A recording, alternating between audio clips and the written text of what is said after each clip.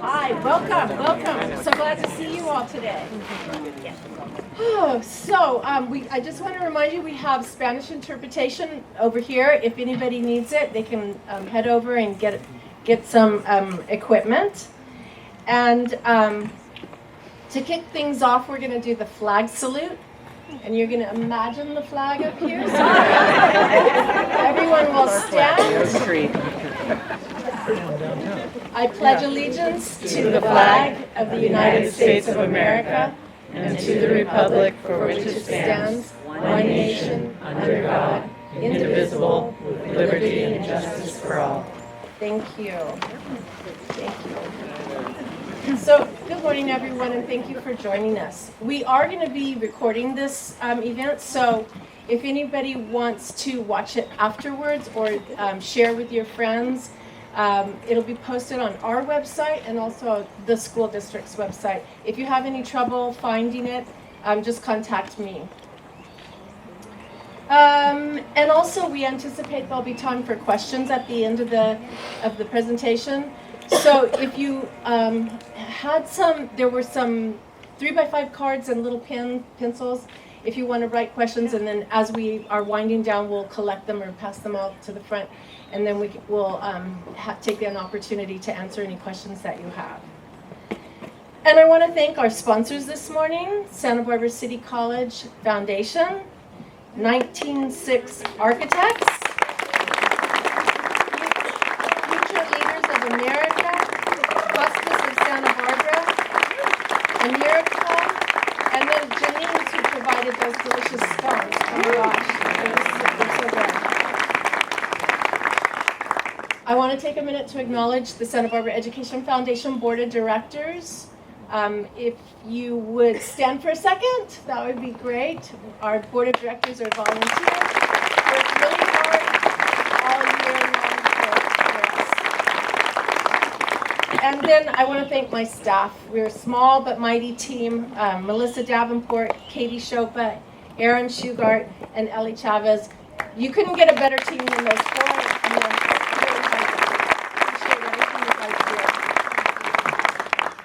And we'd like to welcome a few elected officials that we have in attendance. So we've got the Board of Education sitting right over here. Wendy Simmons-Moden, Virginia Alvarez, Laura Katz, Rose Munoz, Kate Ford. Did I miss anybody? And Susan Salcido has joined us today.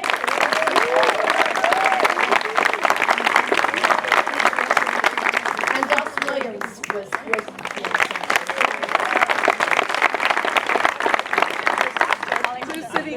Council Oscar Gutierrez. two city. Oh, really? Tell me who. Oscar Gutierrez. Oscar. Gutierrez. Oh, there you are. Hi. And who else? Gloria. Nice to meet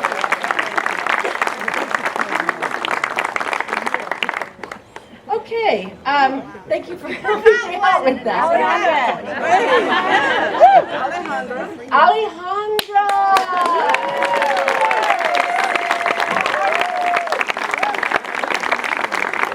Thank you for joining us. Yeah, you work so hard for the school district. I forgot that you work so hard for the city too. Okay, let's see. We'd also really like to acknowledge and appreciate our donors. Several are in the crowd. We've got longtime supporters of public education came and joined us today, and many of you who are new donors as well. And we really want to appreciate you and thank you for your support of our students. So most of you know about Santa Barbara Education Foundation, so I'll keep this brief, but a little background about the organization. Santa Barbara Education Foundation was established in 1985 by a group of concerned citizens, parents, teachers. They were concerned about the decreasing funds from the state of California to fund public education.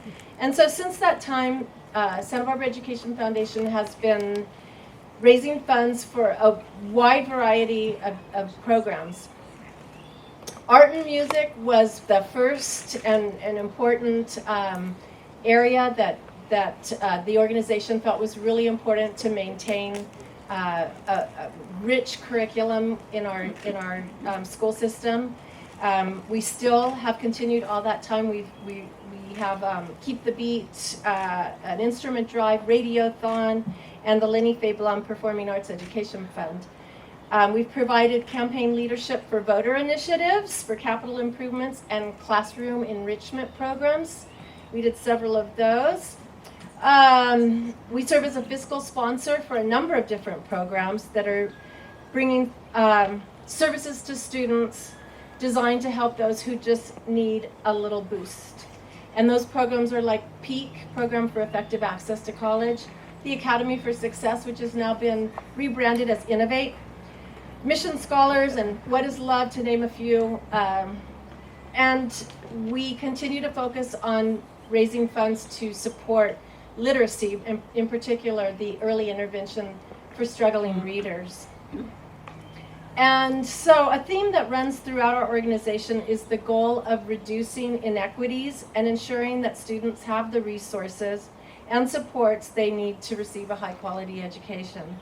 And this year we've been focusing on a campaign we call We Care. It has 3 prongs to it. One is supporting our teachers and our staff, those that work behind the scenes and those that are working out in front of the scenes, appreciating all of our hardworking staff and faculty at Santa Barbara Unified School District. The second phase is supporting families and students. We have family liaisons at each of the schools now, and that's what Alejandra is heading up and leading that group. Yeah, they deserve a round of applause. And that's really trying to identify what specific needs families have and what specific needs students have, and addressing those. And then the third prong is the Children's Health Initiative. It's been a couple years since the pandemic hit. Kids did not receive health screenings in the normal trajectory that they should have. So we're doing what we can to help the school district fill that gap and fill in those grades that didn't get the health screening when they should have, when they were scheduled to. So we all know that kids who can't see the blackboard are not going to be able to learn. Kids who can't hear well are not going to be doing well in school, and kids who have a toothache or dental problems aren't going to be doing well. So we've drawn in a lot of community partners on that, and hope to get that launched really soon and screen all the students next year. So the last couple of years have been exhausting, but also inspiring. And I say inspiring because so many of our community have stepped up to help and support public education. The needs were great when COVID hit. We managed to get Wi-Fi into homes that didn't have Wi-Fi access, so kids could access their classes remotely. When they returned to school, there were kids who were cold. They had outgrown their clothes, so we got jackets. Even this last December, we were notified that there were quite a significant number of families who had housing insecurities, and they were cold. They needed blankets, so we managed to get blankets. It's hard to imagine in a city that's so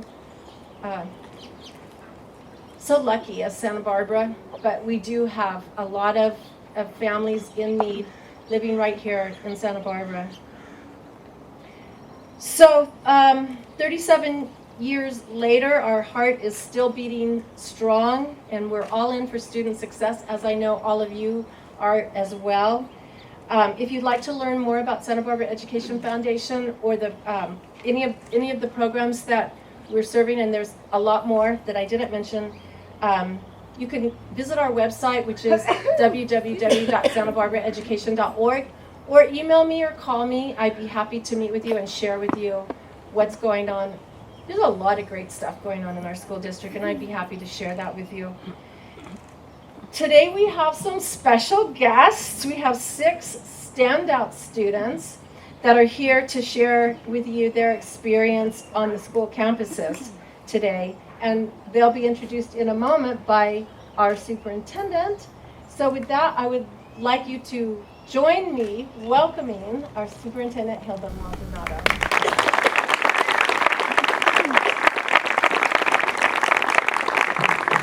Buenos dias. Buenos dias. Good morning, good morning. Thank you so much. Marky, where'd you go? I already lost you. Welcome and thank you for being here on behalf of the families and students that we serve. I've been asked to give my first in-person State of the Schools. And for me to talk about the state of the schools, it would be remiss if I didn't do this in collaboration with who I work for. And that is why you have students with me today. All these bosses, I have 13,000, today I only brought 5. And I want to start out by telling you a little bit about a recent meeting I had with our high school principals, our ASB leaders, our athletic directors. After it came to my attention that maybe our sportsmanship wasn't the most representative of who we are as a school district that's raising the children in this community. And we got into a pretty deep and emotional conversation. And it started with us asking the question, like, what do we stand for in Santa Barbara Unified? Who are we? What do we stand for? What do we believe in? And at first, I think people were a little bit like, why is she asking us that? She should know that. She's the superintendent. But through really discussing what our core values are, having an activity where we each talked about it at our different school sites, we collectively came up with this idea that while our mission statement says, and you'll see it in every one of our board meetings, we prepare students for a world that is yet to be created. It lacks the why. Why do we prepare students for a world that's yet to be created? How do we get there? And we came up with this idea that we need to start with our core beliefs and our values so that we can help children become the very best versions of themselves. We landed on 3 words: respect, integrity, and community. And as I thought about the speech I was going to deliver to you today, I really wanted to think about examples of where I see that happening in our school district. How do we actually make that visible? Before I arrived, and as I've been here the last 2 years, I think about the Ethnic Studies program, the implementation that first year of the Ethnic Studies program. I think about the focus on our emergent multilingual learners who are not a monolithic group, but actually a very diverse group of students, from newcomers to long-term English learners to those that are achieving above and beyond in no time. I think about the social, emotional health that we need to take care of for both our students and our staff. And while we don't have all the answers, we are certainly listening and looking for ways to help. And we build that path that is still unknown to us. Are we where we need to be? Not yet. We have plenty of work to do. But it's admitting that we are not perfect and that accepting that we will make progress that'll get us to where we need to be. And we don't have to see eye to eye on all the issues to work hand in hand. And to me, that is how we become unified. When we think about respect, I think about the fact that it has to start with the way that we model our own behavior, starting with myself, how I exhibit respect. And while I do have high expectations, I'm also determined to show my admiration and appreciation for all our staff members and students. So that mutual respect begins with me. To be clear, what we're doing in Santa Barbara Unified is not the Hilda Maldonado plan. I would be remiss if I didn't recognize this is the Santa Barbara Unified plan. And that's why we have a plan, because we need to recognize that we serve a diverse population of students. The pandemic has caused me to be behind about 24 months when it comes to building real in-person relationships. In fact, Ms. Capps and I had a chance to speak to a doctor at the very beginning of my leadership who said to the two of us that this virus is going to impact the very thing for which we stand in this country, which is our connections to each other, our freedoms, and our relationships. Do you recall that? I never forgot that. And as you get to know me, for those of you who have gotten to know me and will get to know me, I actually thrive a little bit better in person, face to face, when I'm in collaboration, brainstorming with others. That's why I've been in education for 30 years. I've spent several months going to school, listening to what folks need. Everything from gaps in curriculum to campus safety to student outcomes. And we're already responding to those change requests. We're addressing literacy and math through really digging through our data, to speaking from information that is before us, not assumptions or belief statements that don't do anything to help our students, but really take us away from that why. Why do we need to look at how you're reading? Why do we need to know which parts of reading you're not getting? And if language is what's preventing you from doing that, then we need to talk about that. But we can't do it without measuring your progress. We're looking at new curriculum because our secondary level teachers told us that we had curriculum that didn't meet the needs of different groups. And I see Joyce Adrianson here from our SBTA Association with Teachers. And she knows firsthand that we got to hear that, and that we're also responding quickly by looking to adopt a new curriculum in the coming weeks. And that is directly from our teachers. I'm just going to list a few things about listening to our teachers, as they are the second most important person in that classroom after our students. We have invested in lowering class sizes that are below the contract language agreements in TK through 12 for 21-22 and 22-23 with the extra investments we received from the federal government. We raised our substitute teacher pay so that we can attract people to help us when our students and our staff were out ill. We covered the increase in the differential rate for teachers taking medical or other leaves. We're adopting new curriculums, as I already said. A teacher reminded us that I had given them a $300 stipend to spend on their classroom last year. We did it again this year. We assigned a designated substitute teacher at every school so that if a teacher was out that day, there was an immediate person there to fill that need. We established a tiered coverage plan to deploy district staff to sites to support those substitute needs. We continued to offer 80 hours of COVID leave after the law expired. We provided teacher discretion for some of their professional learning community time. We moved our summer institute to August because they asked us to. We're extending our summer school professional learning and built-in planning time, and we're adding licensed clinical social workers. Adding additional campus safety assistants to schools so that we're no longer using a formula of student to staff ratio, but actually a formula that is based on equity needs. If there's a school that needs more, it's going to get more, so that we can meet the need where it's at. We got teacher feedback on what should the summer learning opportunities look like for our summer of learning this year, which yes is going to continue. And we continue to gather that feedback.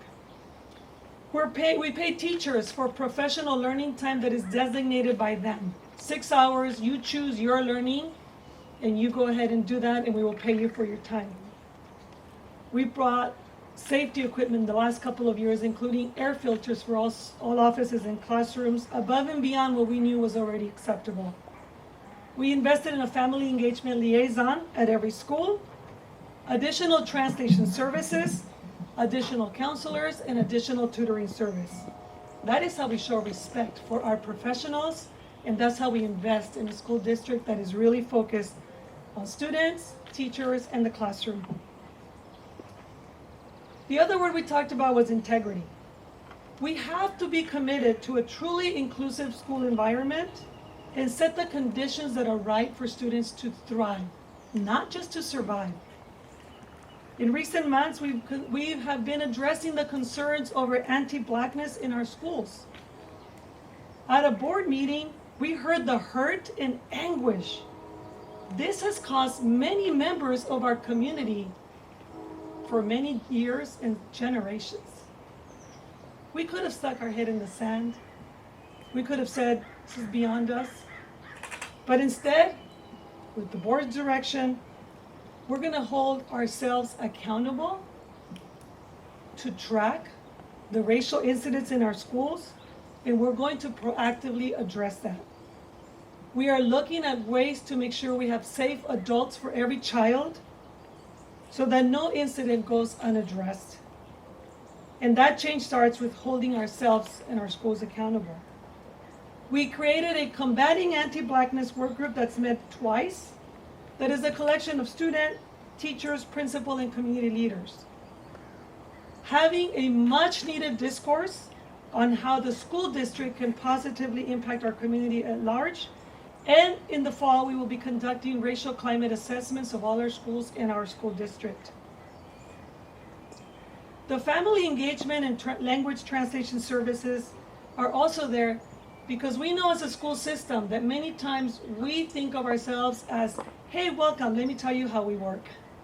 Instead of thinking, here's how we work, what do you need so that we can best serve you? And really flipping our own script about how to engage with our school district and not make assumptions on what people need, but actually stop and ask, how are you? What can I help you with? What do you need? And I want to thank the Family Engagement Unit, which took us a while to staff, but we got all the right people on the bus. This is work that's still in its infancy, but we're committed to seeing it through. And it will get a lot of tender, loving care, just like we do with raising children. Last, it's community. There are many incredible assets in our community that most yearn for the level of entrepreneurship and expertise that we know our students will need when they leave us. We need all of that innovation infused into our school district as we think about the pathways that we have. Are we teaching kids to work on cars that are hydro fuels run? Are we really looking at the technology that is driving the changes that we see in our society? And do our classrooms reflect that, or do we still have a classroom that looks like the one that I went to, and I won't say what decade. Okay, I'll say it. The 1960s, 70s. So, Voltaire once said, well, I'm going to say it this way because I have youth with me. Voltaire and Spider-Man said, with great knowledge comes great responsibility. So as we know better, we will do better and realign our schools. We also heard from some community members and staff members recently about the use of our iPads in our TK through second grade. We had some private meetings and one very public meeting where we were able to identify the issues at hand, and that has led us to introduce a new direction. Actually, to be honest, it's an old direction. We only gave them out because of the pandemic, and we're taking them back starting next week, with an option for parents who may need a device at home, because we know that's also a reality, including hotspots, which are going to help people access things that we need these days. For those of you who have parents around my age, I have to do their banking because their bank no longer does a lot of in-person banking. So the only way I can get them cash is to go to their home and help them with their banking. So we know technology is a reality in our lives. And so it's never a one-size-fits-all answer. But when a community rises to help us take care of our children, it is our duty to listen. And we might disagree along the way, but that discussion and resolution are absolutely necessary. So I see our partnerships with our community as mission critical. From ones such as our tight-knit relationship with the Santa Barbara Education Foundation, to some that are a little bit less public, but all geared towards really serving our students and our families. I'm very thankful and blessed to be part of this community that fosters that the community goes beyond the school fences. It means we take care of each other and remain clear that we are one unified school district. And when we can have healthy sports competition, coming back to the beginning of my speech, we can cheer each other on in academics, the arts, the athletics and sports. But when we end that competition, we gratefully shake hands and congratulating each other for a job well done. And finally, our future leaders. I've had the honor of visiting with some of our brightest student leaders, some of which are here today, and I wish I could just take all their energy and smartness and pass it around to everyone. They have served me a slice of humble pie here and there too, when they tell me what I need to look at and think about. So instead of hearing more from me today, I'm going to have you hear directly from them. Our panel is made up of Board Member Dawson Kelly, our incoming student board member, Kavya Suresh. Our recent candidates for student board member, Emily Pineda and Isa Mirales. And our student leader, Finnegan Wright. So when I can't sleep at night and I worry about things that are going on, some of the headlines, I simply think about them and I am inspired and I move on. So with that, I'm going to first bring up Dawson Kelly to talk about mental health on campus.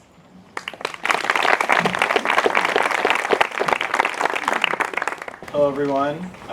Thank you all for being here. It's great to see board members, district staff, community members, and elected officials here to listen to students, because that's why we're here. We're here to represent us.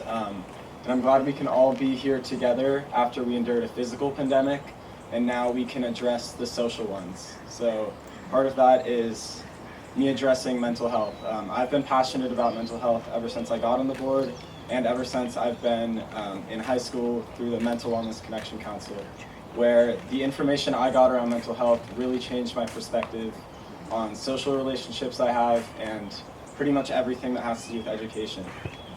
So first I'd like to start off with some statistics on why mental health education and more resources are so important.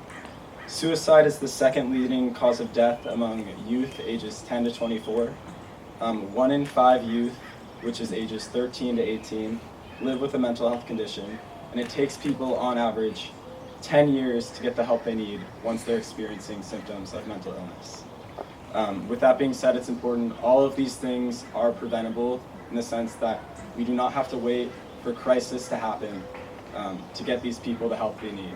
We will save more time, resources, and less people will be hurt if we focus on being proactive rather than reactive when it comes to mental health. And I'll talk about that a little more later. So first, let's talk about what do our schools have? What are we doing to combat these statistics? We have Mental Health Matters in many 6th and 9th grade classes. We have signs of suicide in 7th, 9th, and 12th grade. Across the district, we have 6 youth outreach workers, 1 behavioralist, 1 social worker, 2 crisis care specialists, and 2 mental health case managers. We also implemented more school counselors this year. We have sources of strength on each high school campus, and we're expanding to junior high next year. And we have a new mental health website as well as a partnership with YouthWell to help expand communication around mental health resources. And with that being said, from a student perspective, I probably see and interact with around 50% of these resources available. So I think one of the first things that I would like to see from the district is communicating the resources and how to access them better. Because we have great resources, but if they're not being used, really what is the point of them? Also, I recently finished my teen mental health first aid training, and I thought that was super impactful. So another ask I have of the district is to spread awareness on how students get teen mental health first aiding and making it mandatory for all teachers to endure mental health training. It's not that long, it's like 9 hours, so it's definitely something that's doable. Also, I think when we look back at the district's model, we are setting up students for a world that is not yet created. And that's why it is imperative that we are equipping them with the mental health, with the resources they need to adequately address their mental health. And that's what that's what I was saying earlier. We need to be proactive rather than reactive so we can save resources, time, and less people will be hurt. So please, by implementing more education, communicating resources better, and getting mental health first aid taught to everyone. And with that being said, I'm going to introduce Kavya Suresh, who is the next student board member. Thank you all for listening.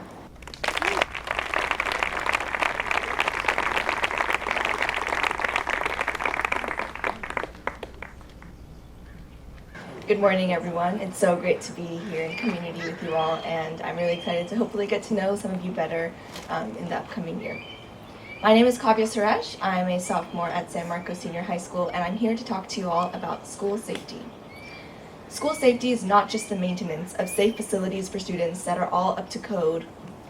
It's about creating an emotionally responsive and welcoming space in addition to providing a physically safe environment for students to learn and grow every day. That's why when the Santa Barbara Unified School Board voted to not renew the contract with the school resource deputy at San Marcos Senior High, it was a huge step towards reinventing our idea of school safety.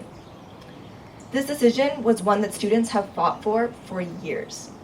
The Ethnic Studies Now and our Black students and countless other youth have pushed for the district to reimagine school safety as something that should be created by the willing participation of our students, our families, staff, faculty, and administrators, not law enforcement alone. Education Week defines the job of a school resource officer or deputy as a sworn law enforcement officer with arrest powers who works either full-time or part-time in a school setting. Currently, San Marcos, Santa Barbara, and Dos Pueblos High School all have different policing models. At San Marcos, since the school resource deputy was removed from the campus, the district has approved 1 licensed clinical social worker and 2 additional campus safety positions to fulfill some of the responsibilities previously held by the school resource deputy. At Santa Barbara, the school has implemented a community policing model, which involves a law enforcement officer not being stationed on campus at all times, rather being available to respond to emergencies or threats on campuses upon call or as deemed necessary. At Dos Pueblos, there is a school resource officer who is on campus at all times.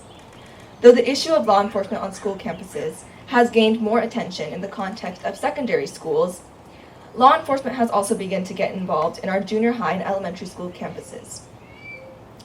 According to a survey conducted by the district from April 4th to April 5th this school year, out of 2,688 students who were surveyed, 50.5% of respondents supported implementing a policing model which has law enforcement officers on call or only on campuses as needed or during the event of emergencies. And this was consistent when responses were compared across ethnicity. 52% of respondents who identified as white students, 53.4% of respondents who identified as Latinx or Hispanic students, and 56.9% of respondents who identified as Black or African American students agreed that school resource officers should not be stationed on campus and should only be on campus as needed in the event of emergencies or as deemed needed by school authority. And now, I would like to propose a call to action. As a student closely involved in the campaign to reimagine school safety as something to be achieved without active involvement from law enforcement, I urge the district to continue investing in mental health professionals, social workers, campus security to protect our students' mental, physical, and social well-being. The school to prison pipeline is an issue that plagues our city, county, state, and nation. It's our responsibility to intervene now. We are students, not suspects. Students deserve to attend school without fearing their education, family, life, or future will be endangered because of their identities. The role of law enforcement's relationship with our schools is to protect our schools and remember that students are not the threat. The key to building community and harmony in our schools is to remember that we need to heal. We can only do that by working together with one another to grow from one another. We deserve to be in learning environments that grant equitable access to restorative justice and rehabilitation for all students and staff to help us prepare for a world that is yet to be created. And as I conclude my comments here, I urge all of you to think about how you can contribute to a safer and more accepting learning environment for all students, regardless of their identities, beliefs, or background. We all deserve to learn without our identities coming in the way, and we all deserve to feel that our safety is something that will be protected without compromise. Thank you so much for listening, and I hope you have an excellent day. I would like to invite Emily Pineda to come up.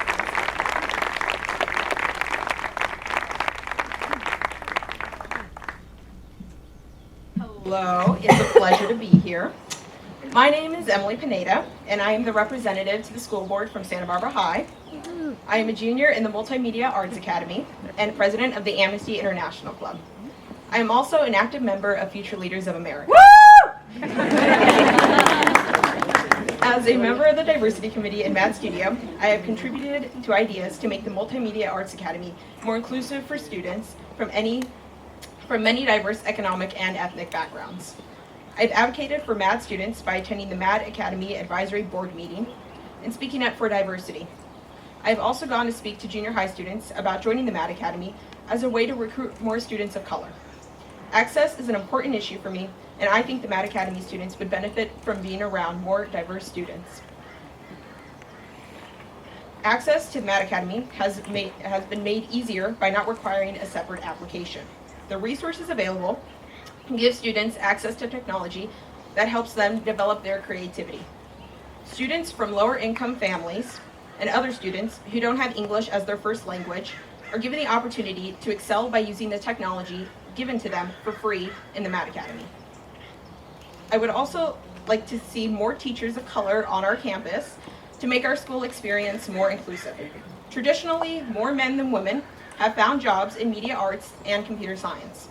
I think this can be changed by inviting more successful women in these professions to speak and inspire students.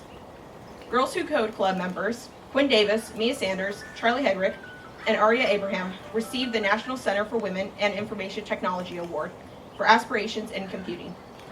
These 4 talented girls have given access to all students at Santa Barbara High School through their club activities, which gives students a platform to join the software industry, Computer Science Director Sky Adams said.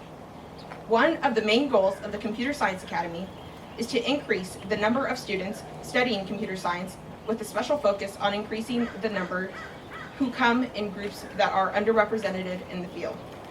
The Apple Academy at San Marcos School provides students access to a rigorous 4-year academic pathway in a way that prepares students for a top-tier college entrance and provides service opportunities for them that benefits their community.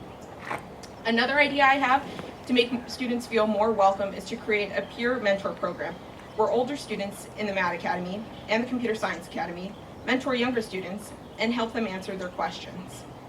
The mentor program would provide valuable support for students and encourage them to stay on their path, which would ultimately increase the retention rate of students and help them while they finish their programs. Future Leaders of America has been a great outlet and resource for me to use and develop leadership qualities and promote equity. I promoted student access by participating in a workshop sponsored by Future Leaders of America called Bridge the Divide. This event was for all district high school teachers to help them learn about how to better support their BIPOC students by offering a more inclusive curriculum. I also gave public comment at the Santa Barbara School Board meeting as part of a Future Leaders of America member. We spoke in support of the equity map, which would give Hispanic and other students of color better representation on the school board. Thank you, and with further ado, I'd like to welcome Isa Morales, student rep for Dos Pueblos.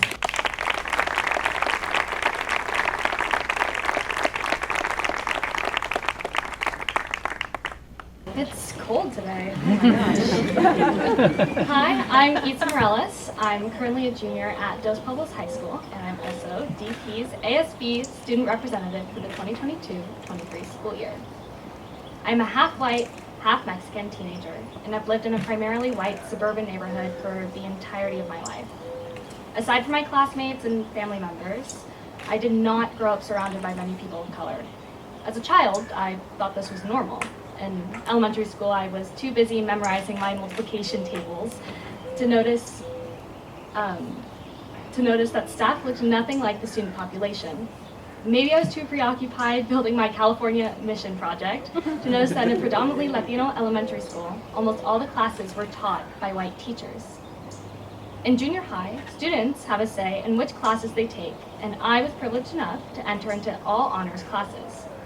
In these classes, however, the number of students of color began to dwindle, a trend which continued, if not worsened, in high school. The imbalance was the most shocking in my STEM classes. For example, in my calculus class, I was one of only 5 Hispanic students out of 30.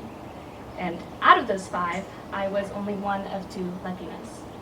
And yet at Dos Pueblos, Latinos make up almost 45% of the student population. I won't pretend to have a master's or a doctorate in education. I know administrators and teachers are educated in what the literature and the data has to say about why students of color are not engaging in these classes. Countless solutions have been designed by experts in the field with some success, like at Dos Polos, there has been an increase in Latino and Hispanic student enrollment in AP English classes. But it's clear the disparity remains. As a student of color, I ask, who designs these solutions? Who implements them? We can assume they are all adults and that they are all privileged simply by being educated. I would also argue that they are almost all white. And because of this, the problems they are trying to fix is just a job. Issues that can be left at the office after 5 p.m. on a weekday. I mean no disrespect, but simply by not being a student of color, white teachers and administrators cannot truly understand what it's like to carry the burden of these issues the same way that someone who lives it can. From my perspective, a huge contributor to this issue is a lack of representation across all levels of the education system.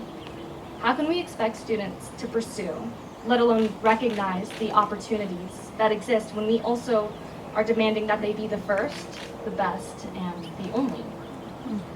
I can't stress enough that solutions will not work unless the lack of representation in staff and administration is also addressed. Representation leads to respect, integrity, and community. A lack of representation leads to academic segregation in schools and a cultural divide in Santa Barbara. It's simple. The earlier students feel represented, the earlier they believe not only in themselves, but the system as well. A few weeks ago, I had the chance to work with students from Roosevelt Elementary School while they were visiting the Dos Polos Engineering Academy. We taught them how to use professional machinery one-on-one, and I was paired with a Latina fourth grader, coincidentally named Isabella. When we introduced ourselves, her shy demeanor quickly shifted.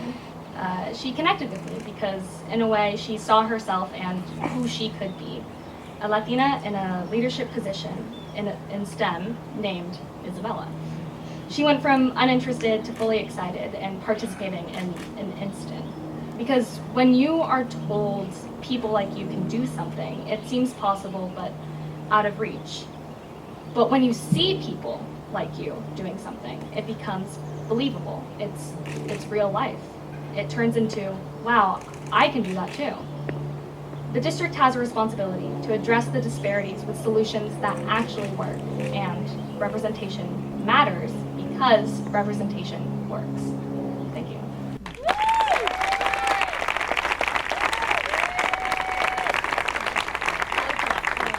Without further ado, I'd like to introduce Finnegan Wright on stage.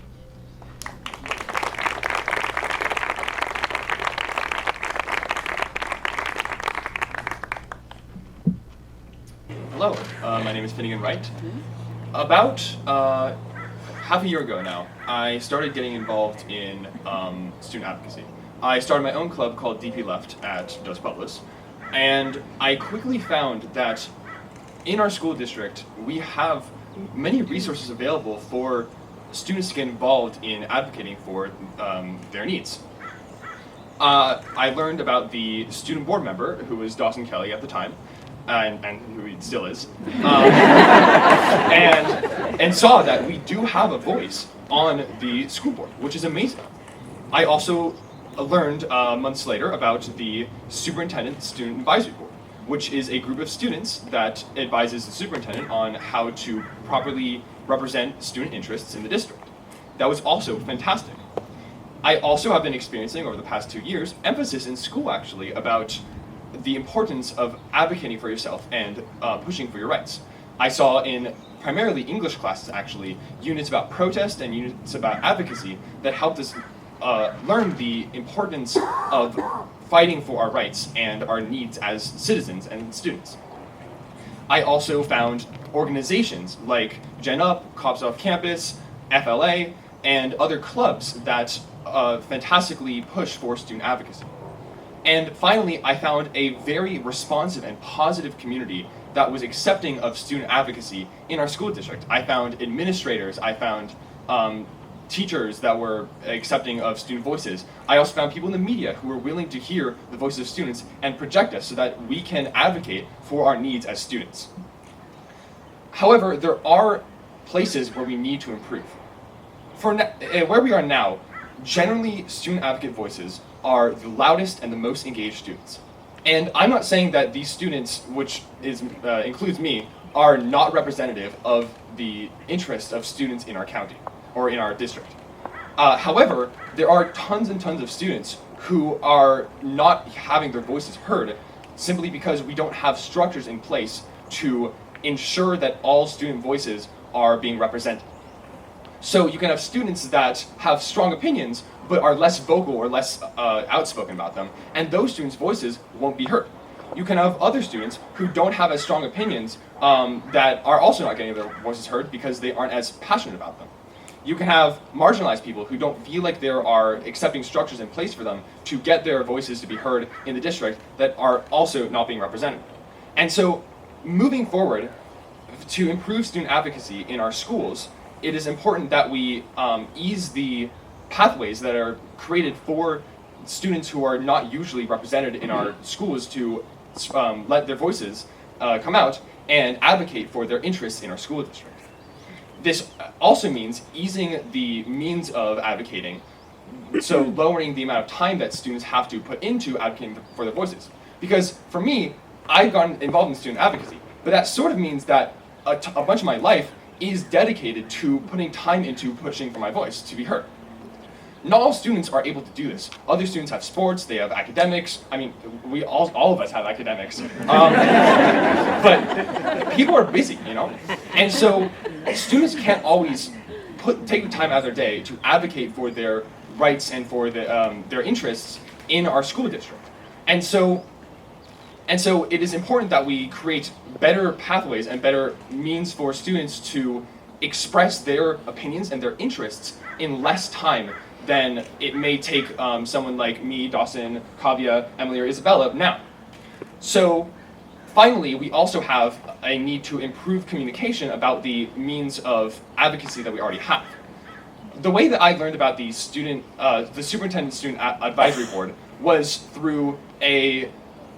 basically through a chain of voices whispering like, oh, there's this board that you can join, oh, there's this board you can join. And then finally, someone came to school, tried to contact me, and then left, and then came back, and then finally contacted me, and was like, hey, there's this board you can join. And I was like, wow, I had no idea about this.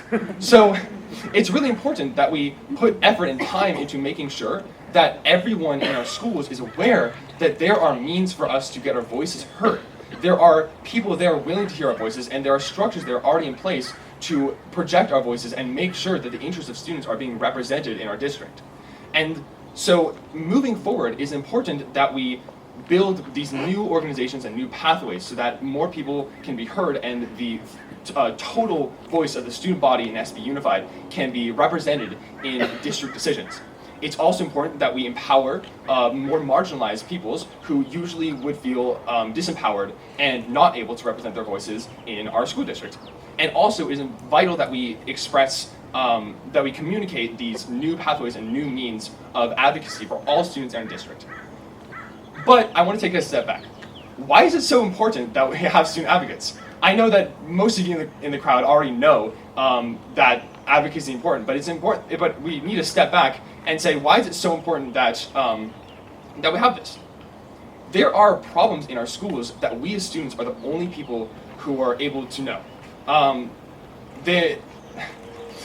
We face things that the teachers and the administrators aren't aware of and aren't able to address.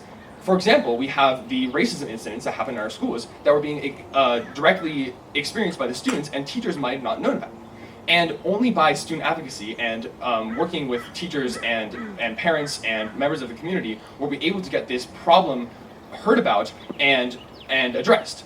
There are other issues as well in our schools that need to be handled. One issue that I'm going to be trying to fight on in the future is issues of sexual assault in our schools. There are problems with the handling of perpetrators and the helping of victims of sexual assault that have not been fully addressed yet at our schools. This is another issue that we need to push on as student advocates to make sure that everyone in our schools feels safe and able to have a positive learning environment. So overall, it is vital that we make sure that every student in our district is able to advocate for their interests to make sure that we have schools that are properly designed to help the students that learn at them. And that is why moving forward, we need to invest in these new methods of pushing forward student advocacy. And that is the state of student advocacy in SB Unified.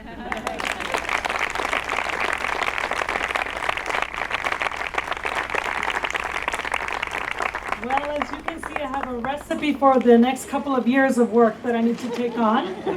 I'm going to look to Margie and Nick. I know that we're running out of time and we probably have some audience questions, so I want to ask if we want to stick to our additional student questions, or do we have our questions from the audience?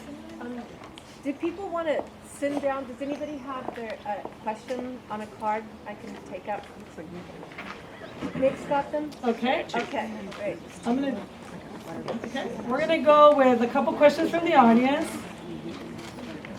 Let's see. Dear Foundation, can you find a way to assist teachers find and keep housing here? For example, our San Marcos High School could not afford to live here. How can we help with housing?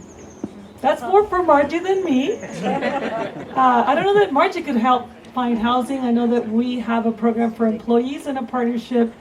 I'm looking to Dr. Vecchio that Ann Peak gives us when we hire people. Coastal Housing Partnership? Coastal Housing Partnership is something that we have that helps with that. Talk about TK and what happens with the child who turns 5 in August. Is it August or September that we're starting with this next year?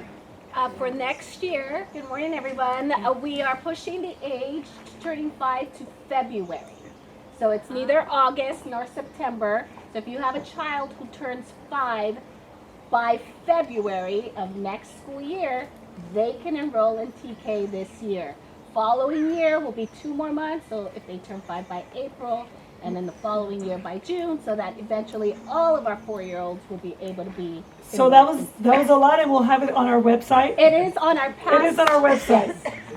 But yes, we are expanding TK, and we know that early ed matters. So I see that. Oh, we have one more, Dr. Masuda. We have one more. I call everybody doctor, by the way. I think it's fun. What is the single biggest issue that has come up during the pandemic? Put your crystal ball in place and tell us what you see as we surface from this era. I think the single biggest issue is what you heard all of our students say here, which is the issue of equity and access. And it became obvious when we saw how different people were impacted. I heard someone say that the pandemic really impacted us in different ways. For some people, no big deal. I have a doctor. I can go get whatever I need whenever I need it. For some people, it was literally taking several buses and trying to get a test across town. And in a personal note, seeing someone turned away because they didn't have a technology device to sign up for the test. So it impacted us in many ways, and I think that's the biggest issue that has come up during the pandemic. Crystal ball in place, you see it next to me. This is our future.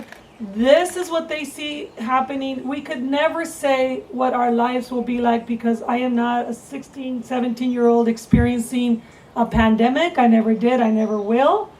But you can see from their voices that we are in good hands because they know that the most important thing is the human connection that we all need to have and how we see each other for as people, not as labels. So with that, I want to state that I have accepted the biggest responsibility in my life, next to being a mother to my own children and my nieces and nephews. And that's the responsibility of educating the hearts and minds of children in Santa Barbara Unified.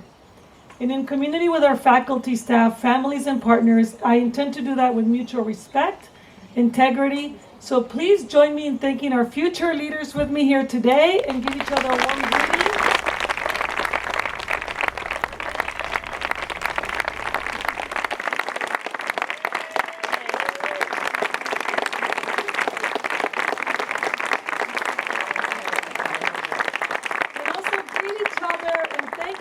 For being here to care about public education. Thank you, everyone.